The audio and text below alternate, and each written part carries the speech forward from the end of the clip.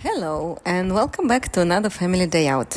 This time we are in Royal Air Force Museum, North London. If you're into planes, history, or just looking for something a bit different to do in the city, this place is actually super underrated. And the best part of it, it's completely free. Okay, what to expect? Museum is huge. It's split into 6 different hangars, each one focusing on a different part of the Royal Air Force's story.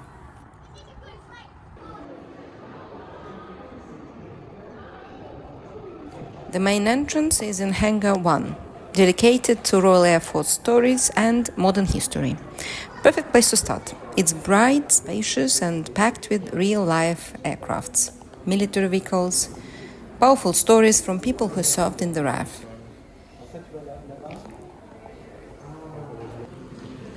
Really cool mix of modern jets, pretty serious hardware like missiles and ground-based radar systems.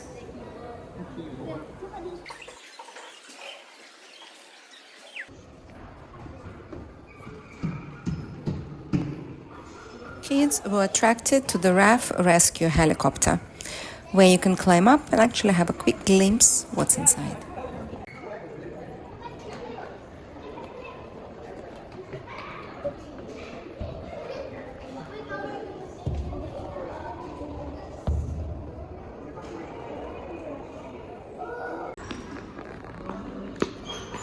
Another hit for the kids in Hangar 1 is the flight simulator. It's a simple one, but my older son just couldn't walk past it.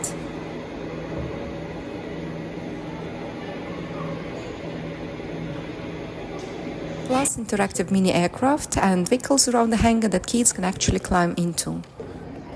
But the most impressive for sure was the Sunderland, a massive British flying boat used by Royal Air Force for long-range patrols over the ocean, especially during the Second World War, where it played a vital role in spotting and attacking enemy submarines.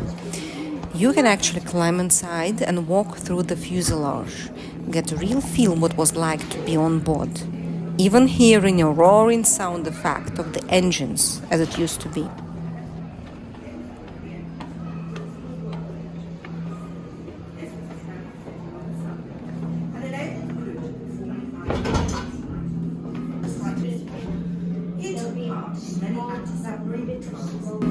Towards the tail of the aircraft, there is a rear turret, and further to each side of the aircraft, see 2 large hatches where their Browning half-inch machine guns managed to be positioned.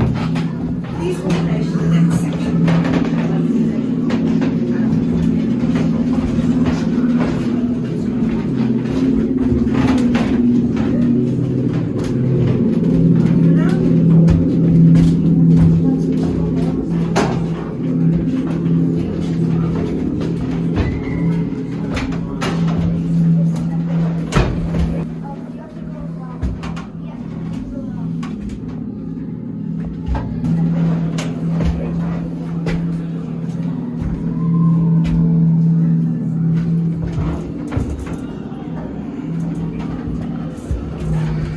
Kids love being able to step inside such a huge aircraft.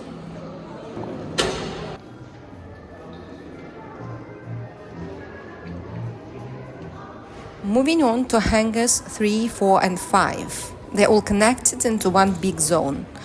It's honestly one of the most impressive parts of the museum.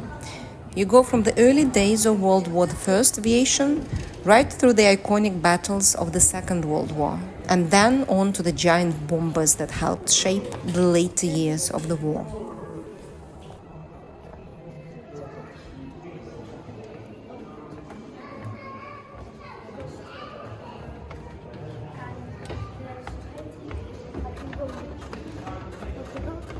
So it's okay, it's gonna go fast.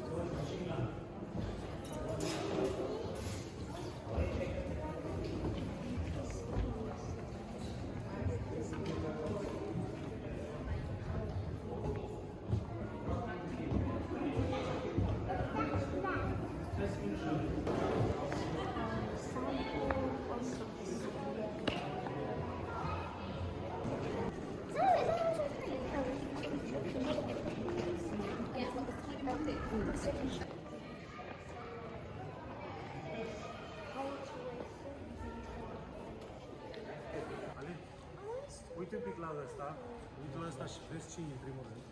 What is this?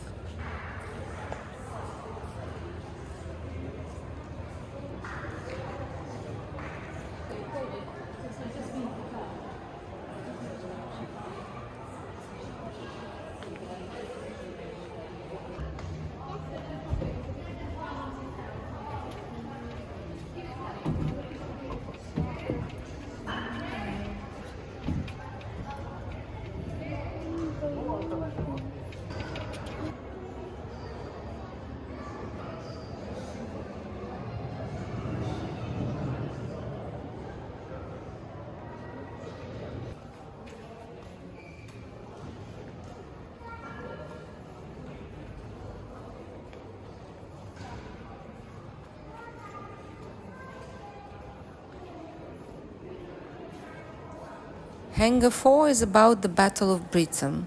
This is where you will find the legendary Spitfire, Hurricane, and German Messerschmitt.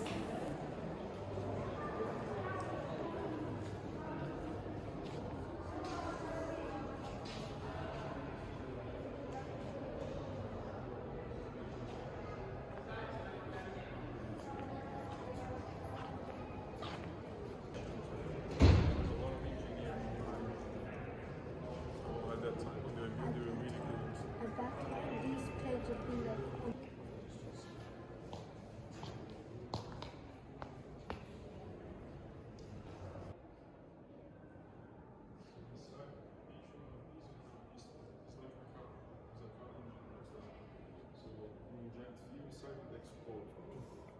there's a piece, we keep moving. All of these, that piece is inside, we keep moving. And then makes a shaft with this and this.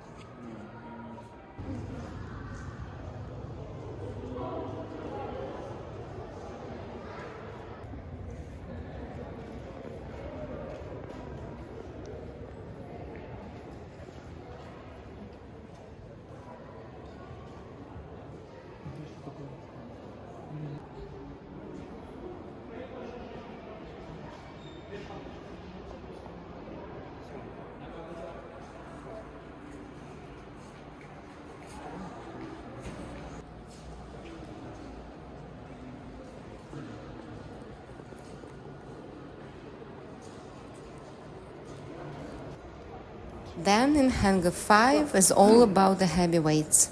Standing underneath the Vulcan is genuinely impressive experience.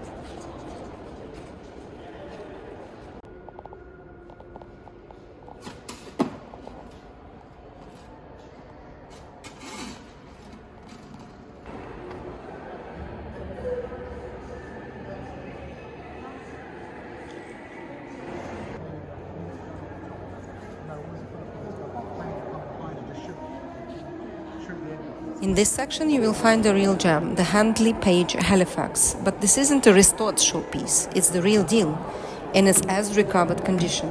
Back on the 27th of April 1942, this Halifax took part in a raid on the German battleship Tirpitz. It got hit by flak, made a wheels-up landing on the frozen surface of Lake Hoklingen in Norway, and sank 12 hours later. All 6 crew survived, 1 was injured, and the rest escaped to Sweden with the help of the Norwegian resistance. It stayed underwater for 31 years until divers found it in 1973.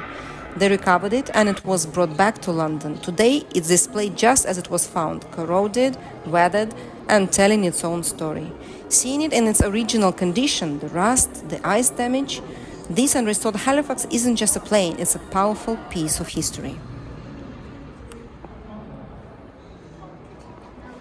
Can we stop finding?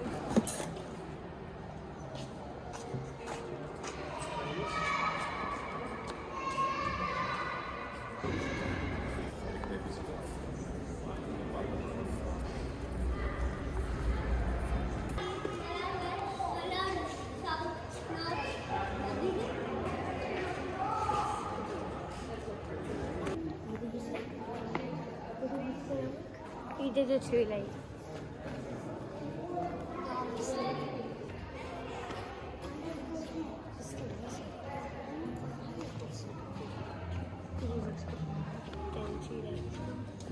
There are also some amazing hand-on attractions that you don't want to miss. 4D Theatre, Red Arrow's Flight Experience, Red Arrow's Flight Simulator, and Spitfire Experience.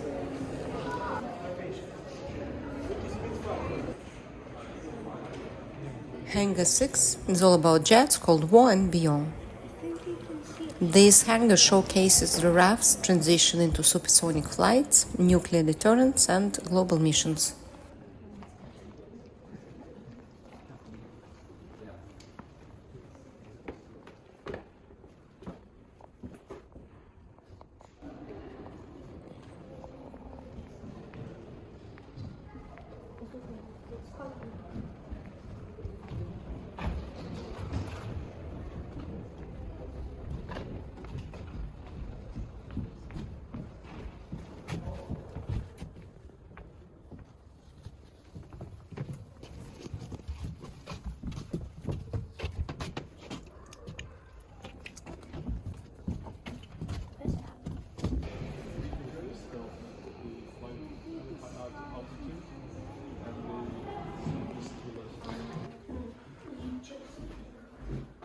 Hangar 2, historic hangar. Exploring Hangar 2, don't miss the White Office, a charming little building, the oldest building on the museum's site.